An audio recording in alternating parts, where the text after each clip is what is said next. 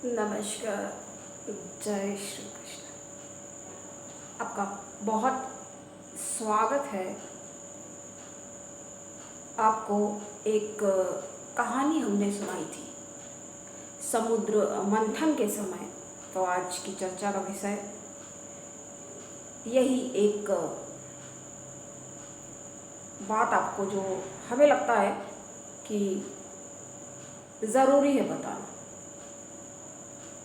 देखिए, जब समुद्र मंथन हो रहा था तो क्या हुआ, दैत्य और दानव, ये तो हमेशा आपको पता ही है कि प्रिय दर्शकों, दैत्य और दानव हमेशा आपस में क्या करते हैं, युद्ध करते रहते हैं। और वही चीज़ें देखिए धरती में भी वही होता है, धरती लोक में भी यही हुआ करता है। क्या होता है, जो अच्छे लोग हैं या जो बुरे लोग हैं, कुछ लोग कहते हैं कि अभी हमने कुछ दिन पहले ये भी सुना कि सब लोग ही मतलब अच्छा ही, हर एक को अच्छा ही कहने का, इससे वो सबको खुश करना चाहते हैं। लेकिन हमें ऐसा नहीं लगता है बिल्कुल भी। देखिए, सब लोग कैसे अच्छे हो सकते हैं जब बताइए, दैत्य, दानव और देवता ये भी भाई भाई हैं। पता है आपको, माता इनकी अलग है लेकिन ये भी भाई हैं। और आपस में हमेशा दैत्य क्या करते हैं, स्वर्ग प्राप्त करने के लिए युद्ध करते रहते हैं। तो समुद्र मंथन के समय दोनों लोग सहमत हुए, सभी देवताओं के प्रयास से और नारद जी के समझाने मात्र से, क्योंकि उनका ऐसा है समझाने का तरीका। जब नारायण ने, शिव ने ये तय किया कि समुद्र मंथन, क्योंकि लक्ष्मी जी भी विलुप्त हो चुकी थी उस समय, तो समुद्र मंथन का जब निर्णय किया गया तो क्या हुआ, अब कुछ ऐसा बेस, मतलब ऐसा होना चाहिए जो, तो कछुआ, वो अवतार कुर्म अवतार लिया विष्णु भगवान ने, और शिव के गले में सुशोभित होने वाले विराजमान वासुकी सर, वो उस पर आ गए कि मंदरांचल पर्वत पे, कि ये मथाने की तरह इसको मथ के, मंथन का मतलब क्या, मंथन कैसे हो पाएगा। अब कोई ऐसी रस्सी चाहिए जो उस मजबूत भी हो और उस पर उसके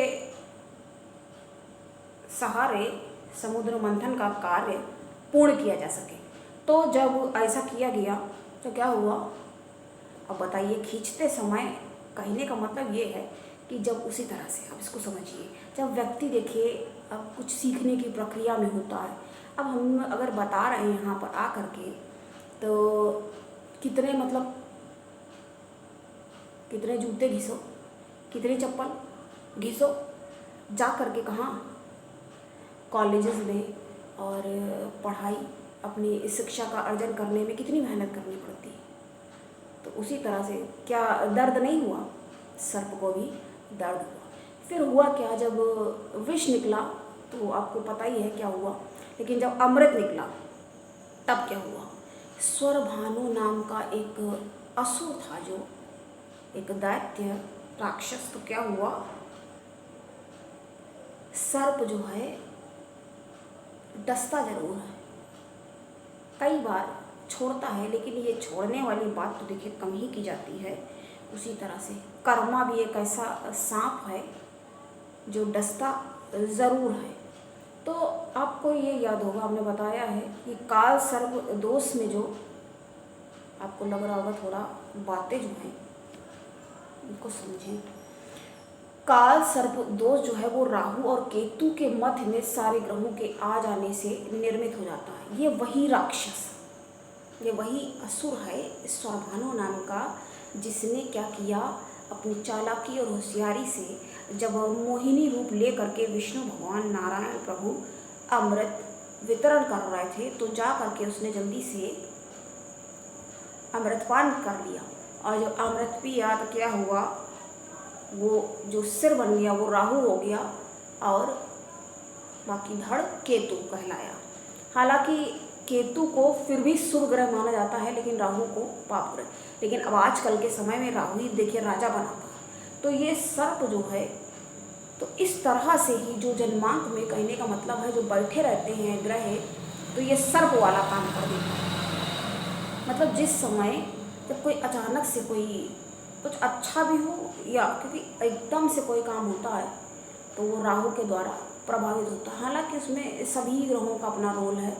अब शनि देव हैं, अब शनि अगर अच्छा है या आपके कर्म अच्छे हैं कुल मिला के, तो आपको लाभ देखने को नहीं मिला ऐसा कैसे हो सकता है? तो लाभ तो मिलेगा ही।